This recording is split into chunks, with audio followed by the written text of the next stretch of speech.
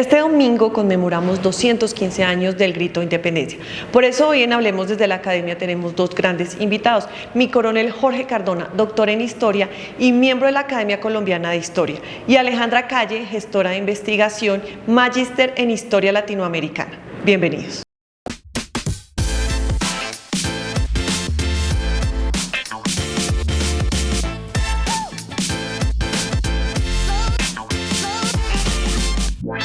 Bienvenidos al podcast de la Escuela Superior de Guerra, Hablemos desde la Academia, hoy entrando en materia con el tema de historia. Tenemos como invitado a mi coronel Cardona, jefe del Departamento de Ejército, y Alejandra Cari, gestora de investigación. Bueno, bienvenidos. Quisiera preguntarle, mi coronel, ¿cuáles fueron las causas que llevaron a la independencia de Colombia? Pero causas hay muchísimas, pero prácticamente esto comienza con el proceso de la Ilustración, ¿no? La historia se divide en muchas eras o edades. Ahí está la edad antigua, la edad media y viene la edad moderna. Y cuando hay un cambio de edad es porque hay un cambio sustancial en el pensamiento humano. Desde la edad media, donde se pensaba que la divinidad era lo que eh, movía todo, pasamos a la razón. Entonces, estos grandes pensadores como Kant, como Descartes, todo empezaron a decir que la razón primaba por encima de la divinidad. Y eso pues tuvo consecuencias sobre el manejo de los gobiernos, del Estado. Caen los reyes, nacen los estados y con ese nacimiento de los estados pues nacen los derechos humanos y todos somos iguales y por lo tanto pues el rey no es el que tiene, no es el omnipotente, sino también viene a hacer lo que son los nuevos estados. Y en estos nuevos estados que piden derechos de igualdad es que vienen unas guerras en las cuales la ilustración va a ser importante y hace que todas las personas piensen en ese sentido de la razón y empiezan a hacerse esa necesidad de una independencia para todos, más o menos que así como comienza. Sí, precisamente como para continuar la idea, el origen y haciendo un poco a colación a la idea del coronel, el origen de esa independencia se relaciona con las ideas ilustradas, pero con las ideas de conformación de Estado-nación. Esas ideas a su vez llegan a través de esos criollos que en un primer momento van y se forman digamos, en todo este ámbito ilustrado europeo y traen estas ideas a través de que, y ese es un factor muy importante que lo vamos a ver durante todo el proceso de independencia, que es el papel de la prensa. Entonces, los escritos de la prensa, pero también la traída de la imprenta a la Nueva Granada genera que estas ideas ilustradas de Estado-Nación se difundan a sectores sociales y de cierta manera se cree o se emerja, digamos, esta idea de la consolidación de Estado-Nación y a través de ello, ¿cómo lo hemos materializado? Por ejemplo, uno de los primeros periódicos en la Nueva Granada fueron periódicos de finales del siglo XVIII, pero ya para el siglo XIX, por ejemplo, vemos periódicos como Los Toros de Fucha, editados por Antonio Nariño, o la misma Bagatela de Antonio Nariño, que hace alusión a estas ideas independentistas. Entonces, yo creo que es muy importante pensarlo de esta manera desde la perspectiva ilustrada, pero como pensar la nueva idea o la consolidación del Estado en relación con un sujeto social que aparece en el Estado, que es el ciudadano, o sea, la participación del ciudadano frente a unas ideas independentistas. Entonces, acá precisamente esas ideas ilustradas dicen, bueno, estamos en el derecho de, digamos, de crear, de ser ciudadanos, pero de conformar nuevos estados-naciones. Yo creo que, como dicen varios autores, en este caso, bueno, como hablaba mi coronel, autores desde la filosofía, se generaron las condiciones de posibilidad, diría Michel Foucault, para estas revoluciones latinoamericanas y se crean estas condiciones con, bueno, ¿qué estaba pasando en Europa? Fernando VII, España, digamos, el imperio español estaba bajo el dominio de los Borbones, por decirlo así. En un primer momento, entonces, esas ideas ilustradas hacen que se creen una serie de juntas de gobierno, ¿cierto? Entonces, estas juntas, ahí es donde, bueno, vamos a hacer procesos juntistas antes de 1810, pero ¿qué? ¿Vamos a ser fidelistas al rey o vamos a ser independentistas? Entonces, Bueno, pero prácticamente pues mi especialidad es militar, ¿no? Entonces cuando uno habla de estos procesos de independencia, pues hay politólogos, hay historiadores, antropólogos que hablan desde su perspectiva. Aquí lo diferente de cuando uno habla de este tema es la parte militar como tal. A nosotros ¿qué nos compete? Que después de una guerra de sucesión, de que no, de que venían reinando unos reyes, valga la redundancia, vino un rey que se llamó Carlos III, 1760, y él dijo, voy a revolucionar todo en las Américas y en España, porque necesito hacerle frente a otros estados que estaban haciendo como Inglaterra. Y él empezó a hacer unas reformas borbónicas y entre ellas dijo quiénes podían tener el poder aquí en Colombia en lo político, en lo económico y en lo militar. Y los militares tenían grado hasta el grado de capitán general, o sea, era desde sargento primero, subteniente, teniente capitán, mayor, teniente coronel, coronel, teniente general y capitán general y virrey. Pero esos cargos no los podían, digamos, ostentar los criollos. Ellos llegaban solamente hasta el grado de teniente coronel. Y por ese inconformismo ya en la parte militar, pues eh, empezaron a generarse unos documentos diciéndole al rey, "Oiga, pero es que nosotros tenemos las mismas condiciones, somos españoles, pero nacidos aquí en América. Entonces, ¿por qué nosotros no podemos ser coroneles y por qué no podemos ser tenientes o capitanes generales?" Le hicieron ese reclamo.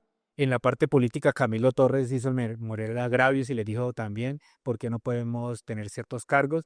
Y a raíz de este inconformismo en toda la América es que empiezan a hacer este reclamo. Antonio Nariño hace la traducción de los derechos del hombre, del francés al español, y toda la información que estaba pasando en España.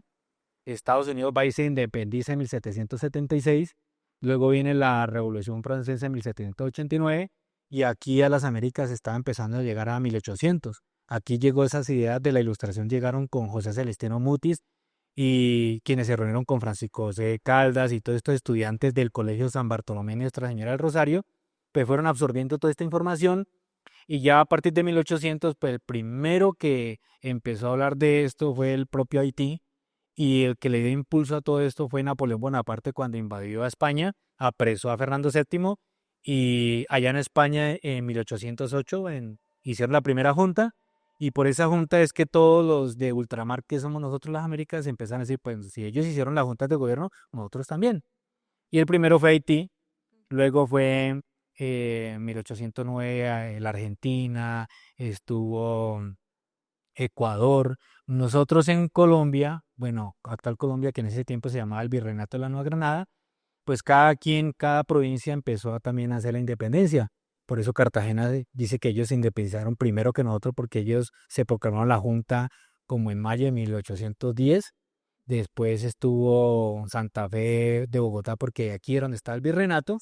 Y por eso como es el más importante es el que dice el grito de independencia 20 de julio de 1810. Y todos los militares que estaban en las milicias disciplinadas son los que van a asumir el mando de los nuevos batallones que se crean a partir de 1810. Sí, coronel. De hecho, sí, es importante pensar en una doble fuerza, ¿no? Entonces, se estaban como pues el ejército realista, pero también estos otros criollos que venían desde de su formación también militar y de su doctrina militar muy europea, pero que estaban reclamando una serie de derechos también. Yo creo que esto es importante conectarlo y pensar, bueno, en un primer momento, en 1810, fuimos juntas independientes o juntas fidelistas. Yo creo que dentro de la historiografía o la digamos, dentro de la jerga en general, pensamos que eran juntas independentistas, pero si vemos, por ejemplo, la audiencia de Quito, esta audiencia se proclama fidelista al rey, ¿no? Por el tema de ese vacío que dice la historiografía, ese vacío de poder, y se generan pues estas condiciones para el grito de independencia de 1810. Aleja, precisamente cómo era la situación social y económica que se veía justo antes de la independencia. Bueno, este punto es importante porque varios de los virreinatos o de estas colonias, pensemos los europeas, tenían las principales cajas fiscales que le tributaban al gobierno español. Casi la tercera caja más importante es la de Nueva Granada, la más importante de las colonias fue Nueva España, lo que hoy conocemos pues como toda la parte de América Central y México. Pero los factores importantes en términos económicos es, bueno, pensar quién o quién iba a estar dispuesto a pagar, digamos, por esa independencia. Pero un punto importante en temas económicos fue la revolución de los comuneros. Entonces, con las reformas borbónicas se crean un nuevo aparato fiscal, pero pues a la vez también otras nuevas condiciones para el virreinato de la Nueva Granada. Esas reformas fiscales no fueron bien vistas por ciertos sectores sociales, específicamente los criollos. Pensemos que los criollos eran los dueños de las grandes haciendas, por ejemplo, esclavistas. Pensemos en lugares como Popayán o Venezuela, incluso Simón Bolívar o su familia tenía una tradición de cultivos de cacao, pero tenían grandes haciendas esclavistas.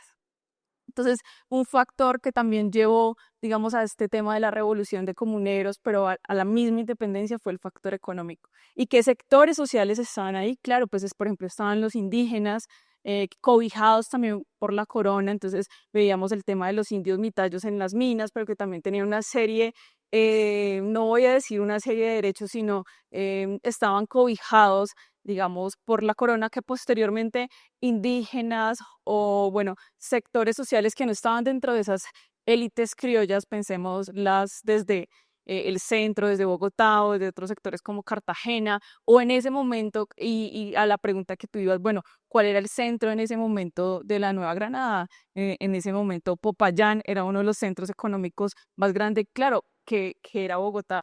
Entonces, ahí confluyen sectores sociales de las élites criollas, pero también otro tipo de sectores que la pregunta es, bueno, ellos ingresarían, digamos, en este proceso de independencia.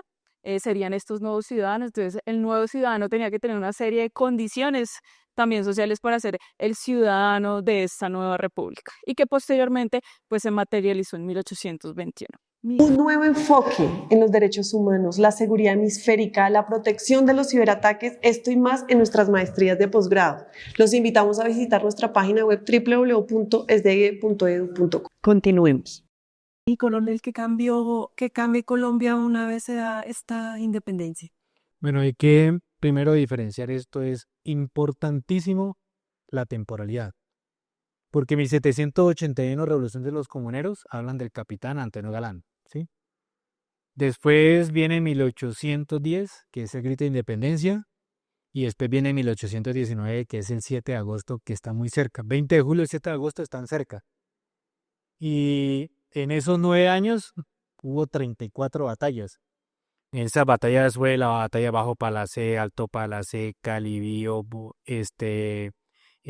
Cachirí, de La Plata, la batalla de Chire, unas bien importantes como Juanabú, 1813, la batalla de San Mateo, la batalla de Bárbula, que son los nombres de todos nuestros batallones y que nos confundimos. Entonces, Antonio Galán, 1781. ¿Quién estuvo en 1810? Antonio Nariño, Francisco José de Caldas, Camilo Torres, Frutos Joaquín, Jorge Tadeo Lozano, José María Moledo, Antonio Ricaurte, Atanasio Girardot, Liborio Mejía, Cabal, todos estos militares que estuvieron en 1810 no van a estar en 1819, porque a todos los matan, a todos los fusilan en 1816. Entonces, esta temporalidad es importantísima tenerla en cuenta porque se confunde 1819, el 7 de agosto, con el 20 de julio. Son épocas totalmente diferentes y las personas son totalmente diferentes. Por ejemplo, en 1810, el 20 de julio de 1810, siempre se habla es de que el florero, que allá, que llegaron, que tal, pero no hablan de quiénes estaban ahí en ese momento. Francisco José de Caldas, Camilo Torres, Fruto Joaquín estaban ahí.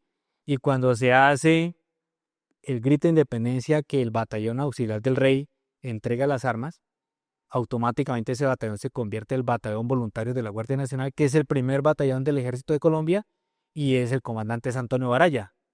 Entonces Antonio Baraya es el primer comandante del ejército y sus comandantes de compañía son el alférez Francisco de Paula Santander, el capitán Antonio Ricaurte, el capitán Atanasio Girardot, y todas estas personas que van a ser los comandantes de compañía, José María Espinosa, que era el fotógrafo de la época, que era el que pintaba los óleos, todos van a ir a combatir en la batalla de Bajo Palacé 1811.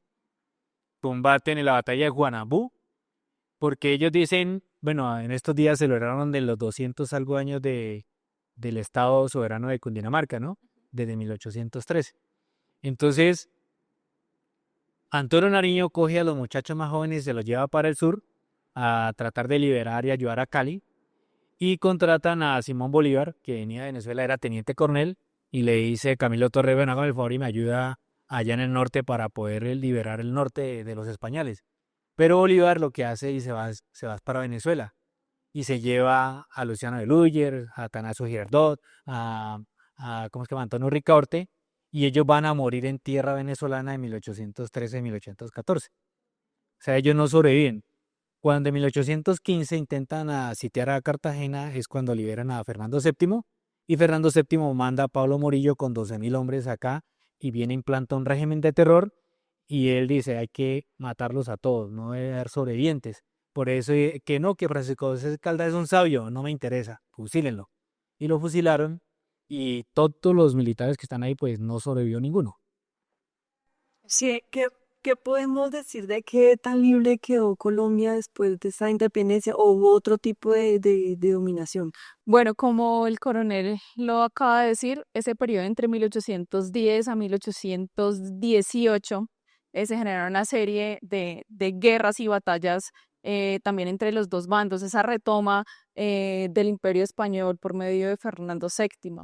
Posteriormente, en 1819 y con la conformación, o en 1821 con la conformación de las provincias, en este caso lo que hoy conocemos como Venezuela, Nueva Granada y la Audiencia de Quito se unen en este gran proyecto de república. Claro, después de todo el proceso y que en la historiografía lo conocen como el régimen del terror y posteriormente lo que alguna historiografía denomina como la patria boba. Entonces, 1819, 1821, después del Congreso de Angostura, la publicación en 1821 de la Constitución de la República de Colombia, que fue la unión, digamos, de estas tres provincias, ese gran proyecto también republicano que tenían, digamos, estas autonomías. Y hay que pensar algo frente a la pregunta que hace mi capitán. Desde la época colonial se generaron unas autonomías locales, ¿sí? Porque pues habían unas élites también económicas en cada una, digamos, de las regiones. Hablemos de Venezuela, Nueva Granada y la Audiencia de Quito. La idea es que con la conformación de la República ya se genera, de cierta manera, lo que conocemos posteriormente como la Campaña del Sur y que finaliza con la Batalla de Ayacucho. Pero este proceso se acaba, voy a decirlo posteriormente, en 1830 con la separación de las provincias. La pregunta es, bueno, ¿quién estuvo dispuesto también a pagar por esta nueva república? Porque la república en general necesitaba recursos económicos y fiscales para la financiación de esa campaña del sur. Sí, pero también la conformación de un ejército o de un sistema de coacción que le permitiera el funcionamiento de la república. Entonces, ¿qué pasó más allá? Pasó que se generó un proyecto de república entre 1821 a 1830 que finalmente fue disuelto y en ese proceso pues se generaron una serie de dinámicas económicas y fiscales. Y ahí es donde, por ejemplo, vemos el tema del empréstito ingreso para la financiación de la Campaña del Sur. Y finalmente pues sigue, digamos, todo este proceso también de conformación de Estado-Nación durante todo el siglo XIX. A manera de conclusión, quisiera preguntarles a los dos que ese legado de la independencia, ¿cómo aportó a la identidad nacional colombiana que tenemos hoy en día? Bueno, nosotros tenemos una identidad de la cual no podemos olvidarla o decir eh, que nuestro pasado tiene que verse de otra manera. Nosotros somos de descendencia española. Me dicen unos que soy blanco, otros me dicen que soy mestizo. Obviamente, pues soy de descendencia española. Mi apellido es Cardona. Pero en este proceso de todos los españoles que nacieron en la América, ¿sí? Pues se sienten tanto americanos como españoles. Y el proceso de los mitos de la conquista española, ya eso ha sido debatido y nuestros indígenas se fueron disminuyendo fue por las enfermedades que trajeron los españoles y por la mismo, el cruce entre las razas es que hace que haya un mestizaje de todas las razas, incluyendo los afros, ¿sí? Y pues todos somos colombianos y todos tenemos la misma descendencia, a pesar de unos procesos que, obviamente, como lo dice, que la historiografía dice unas cosas y las otras. Este proceso que nosotros iniciamos con esta ilustración, con este deseo de igualdad, de derechos, pues va a comenzar en este 1810 con una primera república que hay unos que no la reconocen, pero esta república tuvo su constitución, tuvo su ejército, tuvo sus leyes, tuvo su poder en este modelo republicano que tenía el poder ejecutivo, el legislativo y el judicial, que sí lo tuvieron de 1810 hasta el 19. Por eso Pore es importantísimo, porque Pore dice que fue lo que quedó de la república que hubo de 1810 a 1815. Pore lo sostuvo en el 16, en el 17 y en el 18, y se complementó cuando en el 19 Bolívar fue que creó la República de Colombia, que le dicen la Gran Colombia. Pero todos, incluyendo venezolanos, colombianos, ecuatorianos, que tenemos la misma bandera amarilla, azul y rojo, de la inspiración de Francisco Miranda, pues todos tenemos ese ADN que todavía lo tenemos. Hoy en día, cuando habla uno con todos estos demás países, dice somos hermanos. Y de descendencia española tenemos mucha influencia católica, muchas tradiciones que son iguales, no solamente de española, sino también de afro, como también de los raizales, como también de los rom, eh, que se sintetiza en nuestra fuerza militar, es que nuestra fuerza militar está conformada por toda esa gente que ha venido ahí. Pero para concluir, me parece muy importante que se tenga en cuenta que este 20 de julio se conmemora es el grito de la independencia, que representa ese grito de independencia no solamente de Santa Fe, Bogotá, sino de todas las provincias que existían en 1810. Cada provincia pues tenía, digamos, eran como separadas como estados, que ellos van a estar hasta 1886 cuando deciden ya que es una solamente república centralista, como lo dice la constitución actual. Pero la idea era que toda la gente que venía de todo lado venía a estudiar aquí a Bogotá, al Colegio Nuestra Señora Rosario y al San Bartolomé, y ellos fueron los que trajeron las ideas de independencia, y por eso se dio ese grito de independencia que se va, digamos, a consolidar el 7 de agosto de 1819 aquí en Bogotá, el 21 en el 1821 en la batalla de Carabobo en Venezuela, luego en Pichincha en 1822 con Ecuador, y por último, pues en Ayacucho con Junín en agosto de 1824 y Ayacucho en 1824. Sí, muchas gracias, coronel. Precisamente estaba pensando en una de las ideas que decía el coronel y es que una, digamos, de estas grandes lecciones y conclusiones es que el ejército o las fuerzas militares siempre han estado al tanto o en la misma consolidación del Estado-Nación. Es decir, la historia de las fuerzas militares hace parte de la historia de la consolidación de Estado-Nación. Entonces tenemos que pensarlo también de esa manera y un segundo momento es pensar los sectores que hicieron parte, digamos, de este grito, como dice el coronel, de independencia y cuáles eran como sus intereses. O sea, este gran proyecto de Estado-Nación es el que hemos vivido durante todo el siglo XIX y XX. Pero quienes siempre han estado ahí, las fuerzas militares, en relación a esa estructura de coacción de lo que es el Estado-Nación y es lo que lo hace un Estado-Nación fuerte y estructurado. Bueno, muchas gracias por habernos acompañado y recuerden que nos vemos todos los jueves a las 7 de la noche en Hablemos desde la Academia por nuestro canal de YouTube y nuestras redes sociales.